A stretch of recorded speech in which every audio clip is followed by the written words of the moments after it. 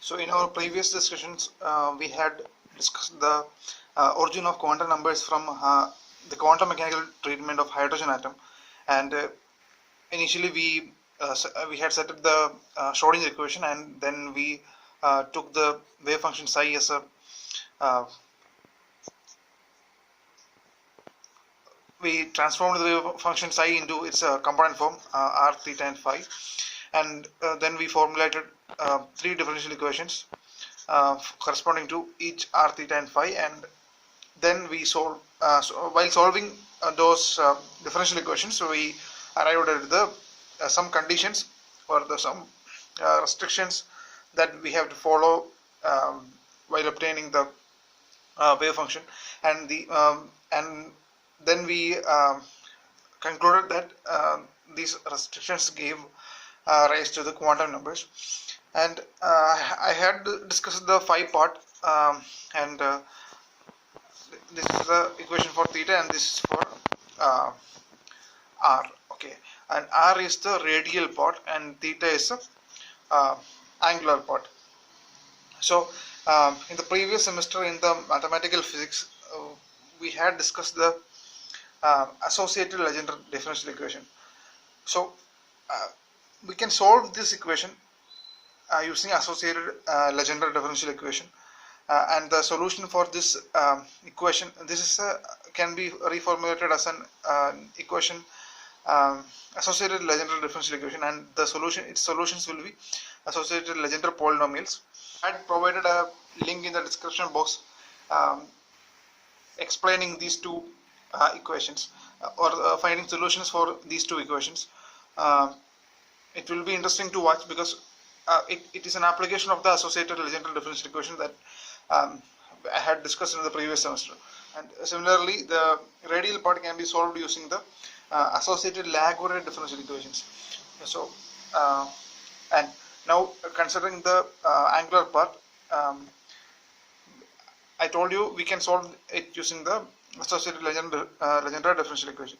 So we have the associated Legendre polynomials as solutions, and we have the solutions of this form, P0 of 0, P1 of 1. So while plotting the graphs for these polynomials, we are obtaining shapes like this. Okay, while plotting P0 of 0, we get a graph like this, and P1 of 1 will be like this, and P1 of 0 will be like this, and P2 of 0 will be like this. So as you can see, these are s orbitals, p orbitals, okay, d orbital. So this shows that the quantum mechanical origin of shape of orbitals.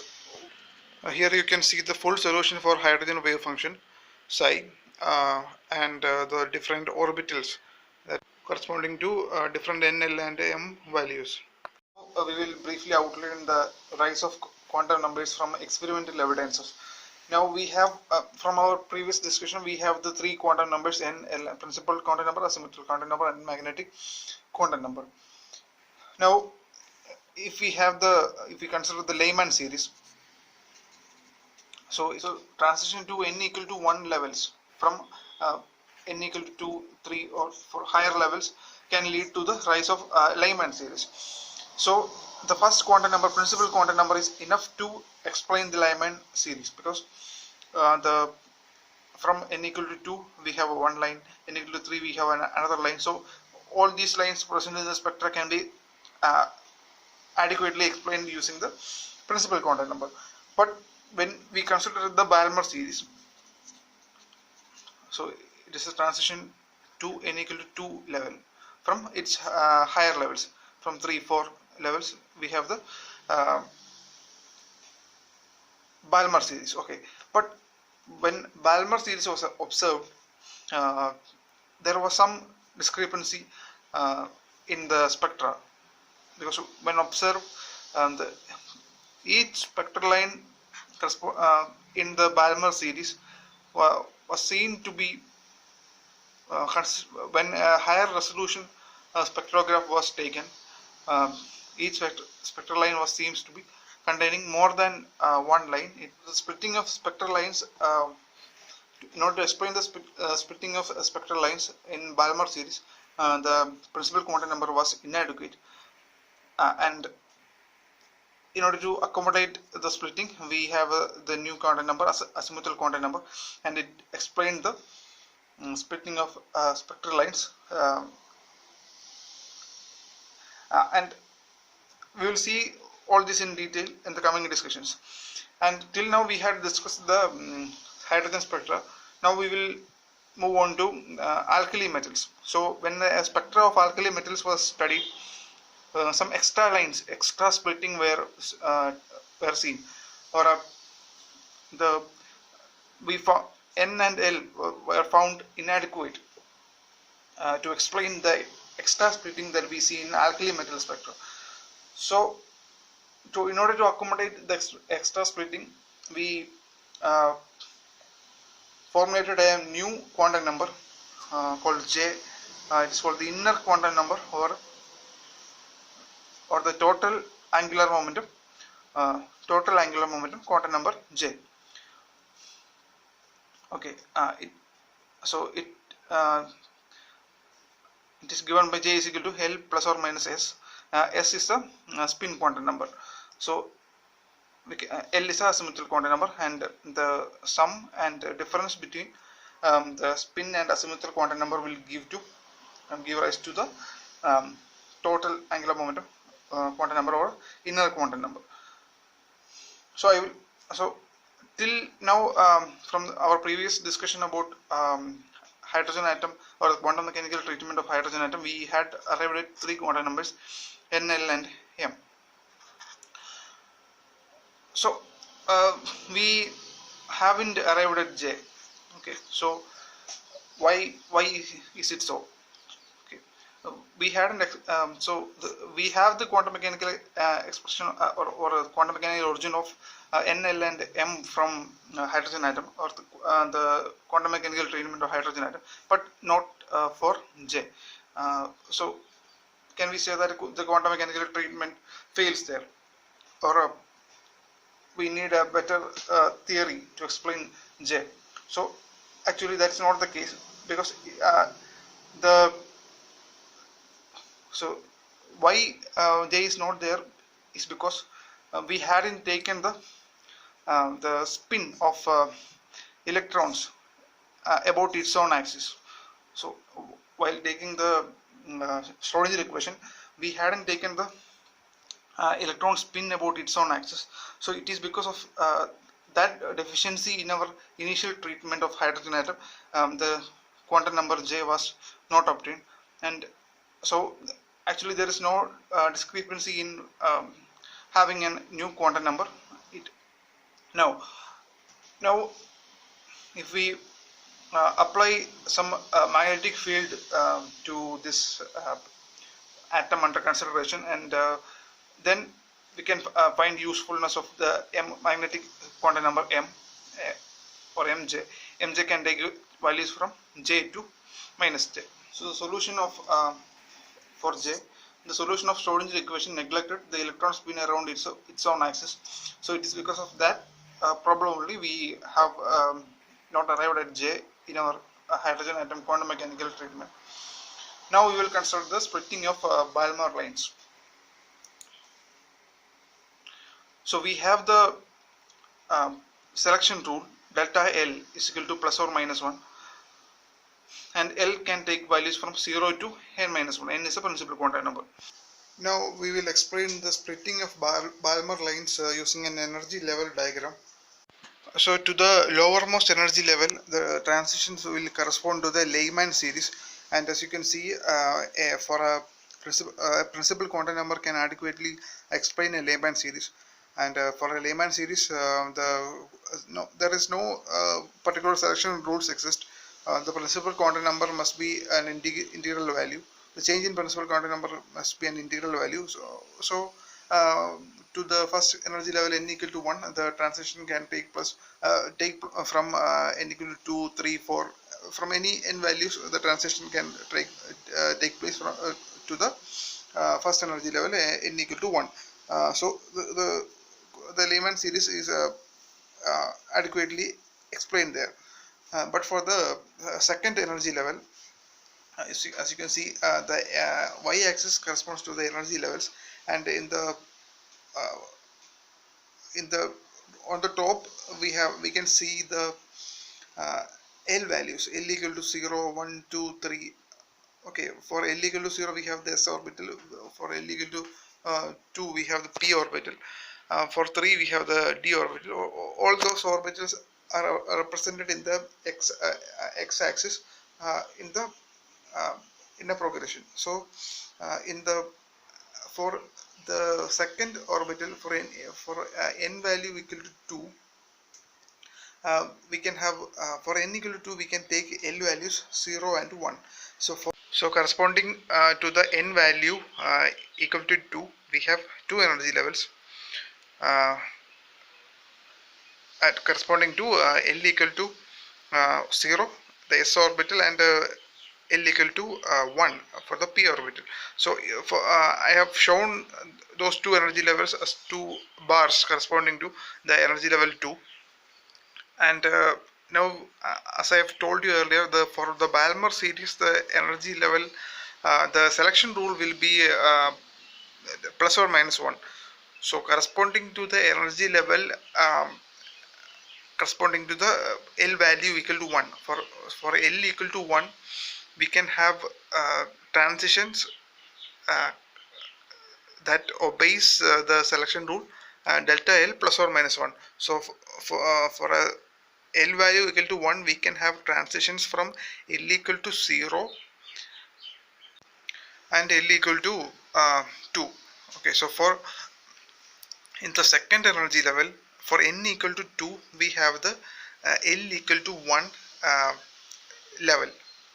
So to that L equal to 1, the transitions can take place from L equal to 0 and L equal to 2, satisfying the selection rules delta L is equal to plus or minus 1. Since we don't have any restriction for the n values, so n values can be any value, any integral value can be there for the n value. So therefore, as you can see, to the L equal to 1 in the second energy level, we have transitions from the left side and right side. You can see many transitions, since we have no restriction in n values. Any n value can be taken there. So for different higher energy levels corresponding to n equal to 3, 4, 5, etc., we can have transitions to the second energy level, and within the second energy level we have L equal to 1, and for L equal to 1 we have to satisfy the selection rules for the asymmetric quantum number to satisfy, and it will be plus delta L is equal to plus or minus 1. So we can have transitions from the L equal to 0 levels and L equal to 2 levels for different principal quantum number n. So it is because of that transitions from L equal to zeros and L equal to ones, L equal to zeros and L equal to 2's, we have a splitting of Balmer lines in the spectra. So now we will try to understand the spectra of hydrogen-like ions, and try to understand whether some changes occur in the hydrogen spectra when compared to the spectra of hydrogen-like ions. We are comparing the hydrogen spectra with the spectra of hydrogen-like ions. So we have so in a like a hydrogen atom, we need one nucleus and one electron in the orbital. So we have a helium.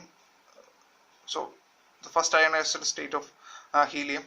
So we have knocked out the second electron, and in lithium we have knocked out 2 electrons, and for beryllium we have knocked out 3 electrons. So we have only 1 electron and a nucleus for each of these ions. So now we are trying to understand its spectra with compared with the hydrogen spectra. So the excitation energy required to produce the spectra of these ions will be larger than for H. So unlike because since our nucleus for each of these when compared to the hydrogen nucleus, we have only one proton in the nucleus, but here we have more protons within the nucleus, so the attractive energy will be very high for the electron. So the excitation energy required, so in order to obtain a spectrum we need to the electronic excitations ultimately they give rise to the spectra. So if we want a excitation in energy level to happen, we need to produce, or in order to produce a spectra we need to give some extra energy, or the excitation energy required is much greater than the excitation energy required for the to obtain the hydrogen spectrum. And in the previous case we had the general formula for wave number sigma for any line in for each line we have a the equation, equation for wave number. For each line in spectra we have an equation for wave number, and it's given by, for hydrogen like ions it can be given by sigma is equal to Rydberg constant into Z square into 1 divided by N2 square minus 1 divided by N1 square. So N2 is the ground state to which the electron transition occur, and N1 is the higher energy state. So here Z corresponds to the extent of ionization energy required. So Z. So in the wave number expression for hydrogen atom we only had Rydberg constant into these terms. We didn't have this term. So now we are considering the hydrogen like ions. So the ionization factor will be there. So Z square corresponds to the extent of ionization, and the Z factor for these ions will be for helium it will be 2, for lithium it will be 3, and for beryllium it will be 4. So you can compare the ionization the wave number for different ions compared to that of hydrogen. So as you can see, this factor will be it will be 4 times that of hydrogen for helium, and it will be of 16 times that of hydrogen for beryllium, since there is a square term. Okay. Now, as you can see, this sigma gives the wave number 1 by lambda. So as this consider for beryllium, this is 4. Z is equal to 4 for beryllium, and so this value goes on increasing. This value gets increasing. The wave number gets increasing since Z get increasing, or the square term, due to the square term this value gets increasing. So the value of lambda must go down in order to increase this value. So compared to hydrogen, for hydrogen like ions, the spectra moves to a low wavelength or a shorter, so low wavelength region. So look, so here these ions will displace the spectra of hydrogen like ions to shorter wavelengths. So here the ionization factor increases the wave number. So in order to accommodate that increase, we have to decrease the wavelength lambda. So it means the displacing of spectra of hydrogen like ions into the shorter wavelength region. Now again considering this equation, so if you are taking N1 is equal to infinity, or so if N1 is equal to infinity, so that means we are taking the electron out of the atom. So then this equation will be wave number for infinity will be R Z square divided by N2 square. So we can find the ionization potential from our spectra. So we have the spectra, and by observing this spectra we can find out the ionization potential for that hydrogen like ion, because we know the energy for will be E is equal to h nu, and nu can be represented by h into c by lambda, and we have c this 1 by lambda can be represented by wave number, so it will be hc sigma. So the ionization potential can be found out using our spectra. So the ionization potential can be obtained by hc of sigma is equal to hc r z square. Since we have only one electron in the ion, it will be occupied in the principal quantum number n equal to 1 level. So we can take the ground state to which the transition take place, n2 is equal to 1. And the removal of an electron, so the removal of an electron liberates unquantized kinetic energy, and since sigma of infinity represents the ionization of that atom or ion, the line structure will be, so the line structure in the spectra will be transformed into a continuum. Okay, so an unquantized kinetic energy. There's no quantization here. So at lowest wavelength number, sigma of infinity, the continuum. Okay, so if you want to find out the ionization energy, first consider the line in the spectra from which the continuum begins, and by using that line we can find out hc of infinity. This is the ionization potential.